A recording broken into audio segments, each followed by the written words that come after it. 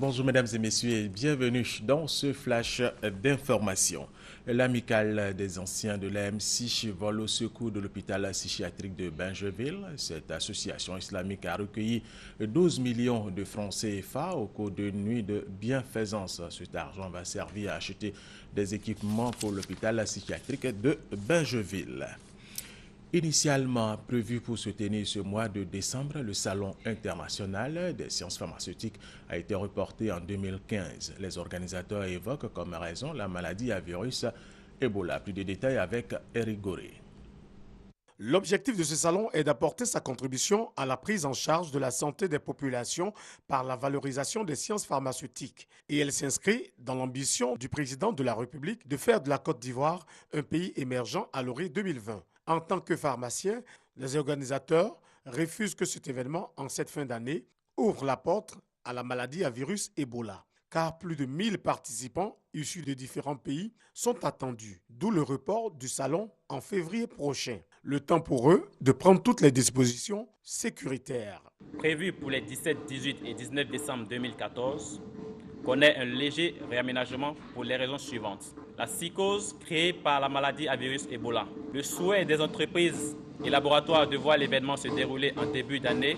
Le comité d'organisation, en accord avec le ministère du tutelle et les partenaires, décide que le CISFAR se tienne les 18, 19 et 20 février 2015. Le CISFAR, Salon international des sciences pharmaceutiques, entend mobiliser plusieurs entreprises pharmaceutiques à travers le monde entier, organiser des tables rondes et des conférences sur plusieurs thèmes pour la réussite de l'événement dans notre pays.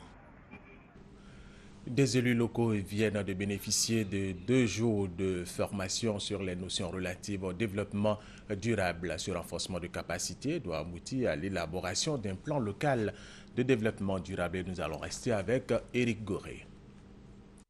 Concilier économie dynamique, cohésion sociale et protection de l'environnement, voilà la notion de développement durable prônée par l'Organisation des Nations Unies.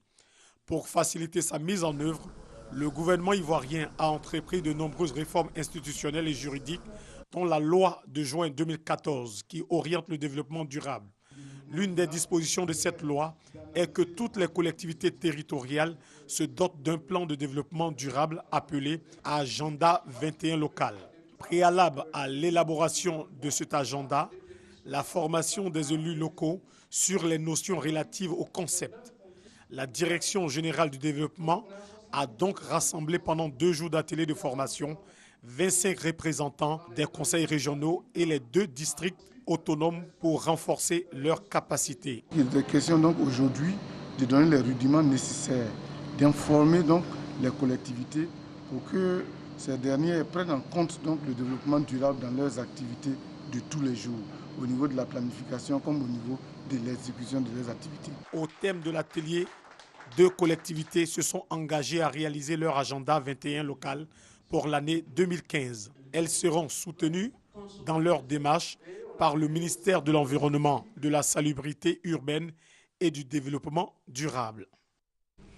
Les populations des régions du Tonkwi, du Cavalier et du Gaumont ont été sensibilisées sur les violences faites aux enfants ainsi que les risques et les effets néfastes du mariage précoce. L'initiative est du Haut Commissariat des Nations Unies pour les réfugiés, HCR, et c'est la ville de Diokwi qui a abrité la cérémonie. En Libye, 3 réservoirs de pétrole étaient en feu hier vendredi dans le terminal pétrolier d'Al-Cedra au sud-ouest de Benghazi, l'un des plus importants terminaux pétroliers du pays. Les incendies menacent de s'étendre à d'autres réservoirs, mettant ainsi en péril la capacité d'exportation du pays, la Libye. Khartoum a donné des explications sur les raisons ayant conduit le pays à expulser le coordonnateur de l'ONU, Aliza Tahi, et la directrice du PNUD, Yvonne Hell. Le premier aurait insulté le peuple soudanais et ses dirigeants lors d'une interview accordée à un journal norvégien. La seconde aurait négligé de prévenir les autorités soudanaises en mettant fin à des programmes de soutien logistique et financier. Et cette information pour terminer, Colette Berthoud, grande voix de RFI, qui avait créé et animé pendant presque 30 ans l'émission Priorité et Santé, s'est éteinte. Et c'est la fin de ce flash d'information. Merci de nous avoir suivis. Je vous retrouve à 13h.